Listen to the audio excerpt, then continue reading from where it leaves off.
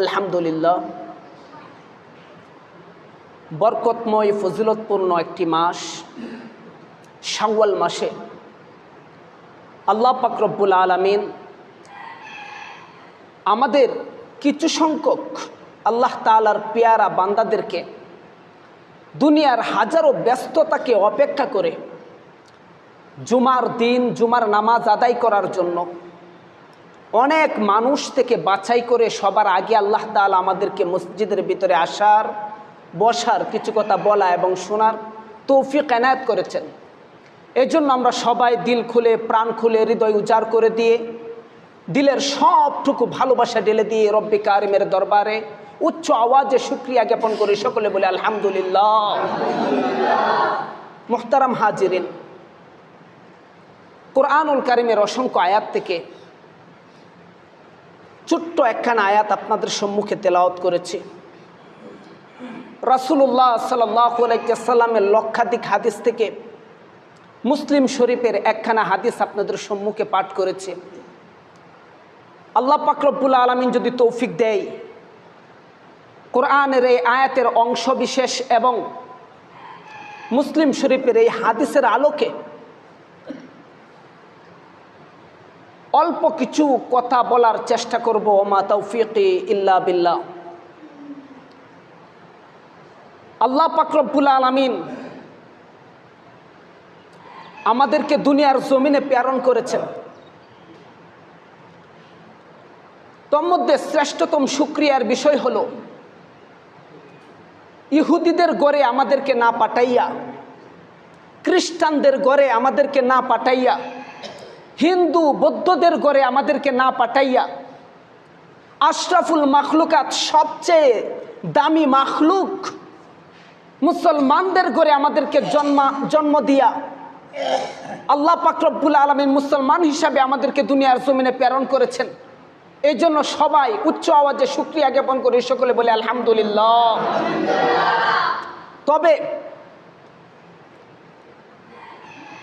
ইবাদত সম্পর্কে বহু বয়ান এতটুকু জীবনে আমরা শুনেছি। নামাজ সম্পর্কে বয়ান শুনেছি, যাকাত সম্পর্কে বয়ান শুনেছি, জিকির সম্পর্কে বয়ান শুনেছি, হজ সম্পর্কে বয়ান শুনেছি, রোজা সম্পর্কে বয়ান শুনেছি। কিন্তু আজ এমন একটা বিষয় আপনাদের সম্মুখে উপস্থাপন করব, যে বিষয়টা যদিও মনে হবে আজকে নতুন শুনলাম, কিন্তু এর চেয়ে দামি কথা আর হতেই পারে না। সেই প্রিপারেশন নিয়ে আমি নালায়েক কদম আল্লাহ তাআলার নগণ্য এক বান্দা আপনাদের সম্মুখে বসেছে। আল্লাহ পাক রব্বুল আলামিন কোরআনুল কারিমে বলেন, ইন তানসুরুল্লাহা ইয়ানসুরুকুম ওয়া ইউসাব্বিত আকদামাকুম। আমার যে বান্দা, আমার যে বান্দি আমার ইসলামের কাজ, দ্বীনের কাজ সহজ করে দিবে, আমি আল্লাহ আমার ওই বান্দা এবং ওই বান্দির দুনিয়ার সমস্ত হাজতকে পূরণ করে দেব। আল্লাহ তাআলার দ্বীনের কাজে যদি আমরা মশগুল থাকি, তাহলে দুনিয়াবি কাজ আহসান করে দিবেন একজন, তিনি কে? আল্লাহ। এই জন্য জবান খুলতে হবে। জবান খুলে যখন আল্লাহ বলার দরকার উচ্চ আওয়াজে আল্লাহ বলতে হবে, যখন সুবহান আল্লাহ বলার দরকার উচ্চ আওয়াজে সুবহান আল্লাহ বলতে হবে, যখন আলহামদুলিল্লাহ বলা প্রয়োজন তখন উচ্চ আওয়াজে আলহামদুলিল্লাহ বলতে হবে। আপনারা জানেন না হয়তো যে বান্দা যখন একবার সুবহান আল্লাহ বলে, বান্দা যখন একবার সুবহান আল্লাহ বলে, এই সুবহান আল্লাহ অর্থ কি জানেন? আল্লাহ তোমার কোনো দোষ নাই, তোমার কোনো স্পট নাই, তোমার কোনো ত্রুটি নাই। সুবহান আল্লাহর অর্থ আসে এটা। আর বান্দা যখন দুনিয়ার জমিনে বসে একবার বলে সুবহান আল্লাহ, আল্লাহ এত পরিমাণ খুশি হন, আসমানের সমস্ত ফেরেশতাদেরকে আল্লাহ পাক রব্বুল আলামিন ডাকা শুরু করে, ও ফেরেশতা তাড়াতাড়ি আসো, জমায়েত হও, তাকায় দেখো এই যে মসজিদের ভিতরে জুমার দিন, এই ইউনিয়নের নাম কি?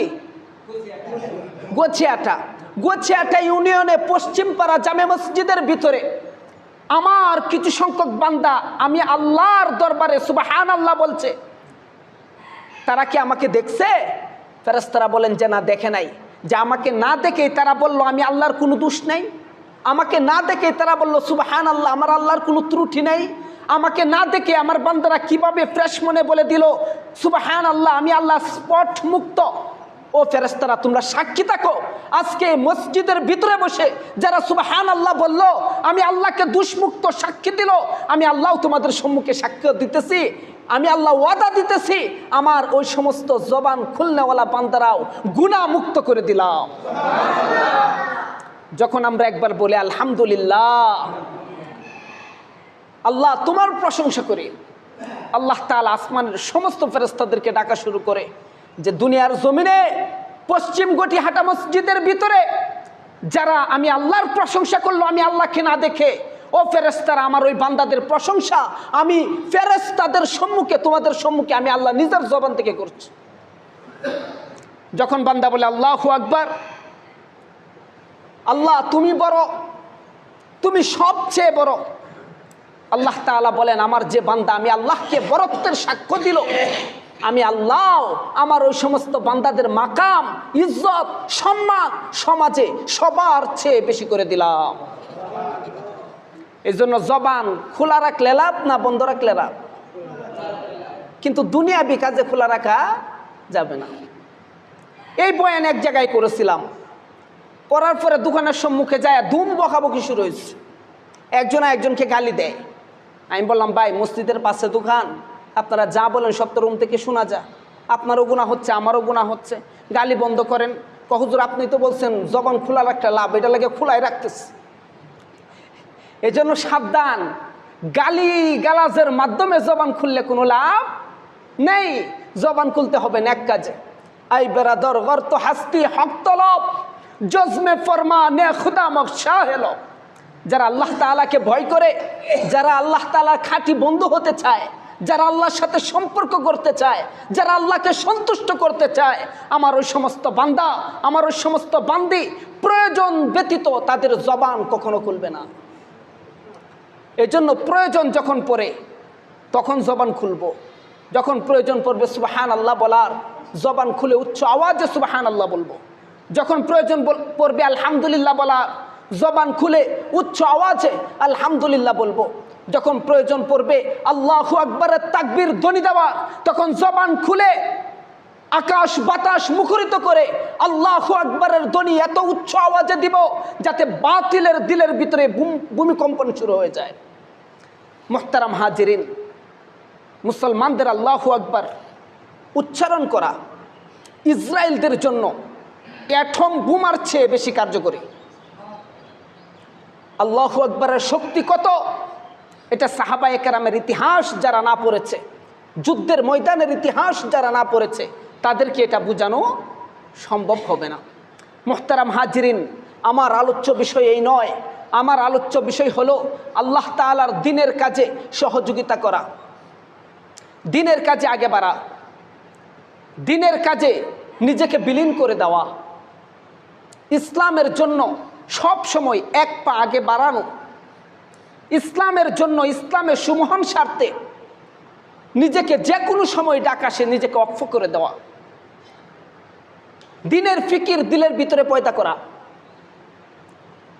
জিকিরকারীর চেয়ে আল্লাহ পাক রব্বুল আলামিনের দরবারে ফিকিরকারীর দাম বেশি।